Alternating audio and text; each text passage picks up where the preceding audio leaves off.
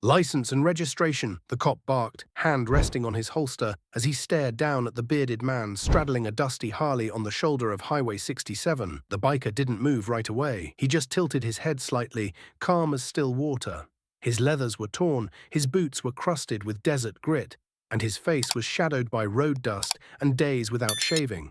A ragged duffel bag hung off the back of the bike. No license plate, no visible tags, just pure attitude. "Sir, I said license and registration," the officer repeated, stepping in closer, voice sharper now. The dry wind stirred around them, carrying the distant roar of passing semis and the faint whine of cicadas. But all of it faded beneath the tension brewing between them. Finally, the biker moved. No rush, no fear, just a quiet, deliberate motion as he reached into his jacket and pulled out a weathered leather wallet. He flicked it open without a word. And that's when everything changed. The officer's eyes dropped to the wallet. His brow creased, then froze. What he saw wasn't a driver's license. It wasn't even a badge from any local department. It was a jet-black federal credential case, the leather faded but the crest unmistakable. Silver eagle, centered shield, a 16-point star glinting faintly in the sun. Central Intelligence Agency. The silence between them went from charged to deafening. The cop took an involuntary step back, hand slowly lifting off his holster. The biker still hadn't said a word. He just looked up through mirrored sunglasses, cool and calm like a man who had seen far worse than traffic stops. The officer stammered, his voice suddenly dry. "I didn't realize. Sir, I wasn't aware." "You're not supposed to," the biker said, his voice low, calm, and edged with something steely. "That's the point." The officer nodded slowly, clearly unsure whether to apologize, salute, or back away. "Of course. Right. No problem." But the cop couldn't help it. Curiosity got the better of him. "No offense, but you don't really look like CIA."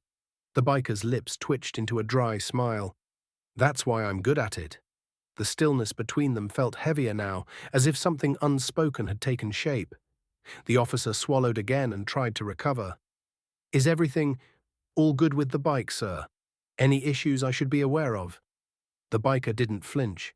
He just reached for the duffel, unzipped it part way, and let the flap fall open just enough to reveal the corner of a manila envelope. It was stamped classified in bold red, layered with clearance seals and security barcodes. Then he zipped it closed again. "You don't need to be," the biker said. "This stop didn't happen. You didn't see me." The officer stood frozen.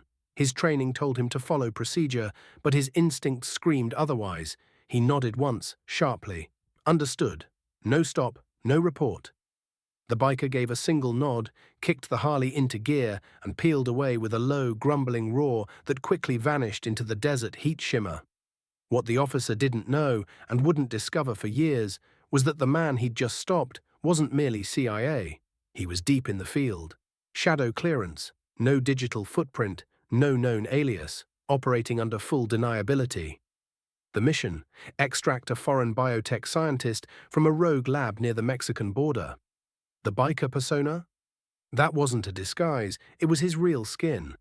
He had run drone ops in northern Syria, gone dark in Moscow, trained resistance fighters in the back hills of Eastern Europe.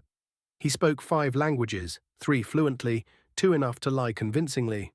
The Harley wasn't just a ride, it was a choice. No satellite tracking, no electronics. Pure analog. 1 week later, a strange headline quietly made the back pages of national security briefings. An unnamed operative had intercepted a rogue Russian scientist near the Arizona border. No official suspect listed. No photos released, but in encrypted networks a single codename echoed quietly. Wildcard. As for the cop, Ray Morales never pulled over another biker after that day. He told the story once, at his retirement party, years later. Most of the room laughed. Some called it a wild yarn. But when he spoke of the man's eyes, something in his voice shook. "He looked like a ghost with a heartbeat," Ray said, "like someone who had died a few times and came back to finish the job." One officer raised his glass, another clapped him on the back. No one laughed too loud, because now and then, on some forgotten stretch of highway, when the dust kicks up and a low rumble cuts through the silence, a few old cops still turn their heads and wonder if maybe, just maybe, that shadow riding past isn't just a man. Before we end this story, let us know in the comment, where are you watching from? If this story gave you chills, subscribe to the channel and hit that like button and drop a karma in the comments below.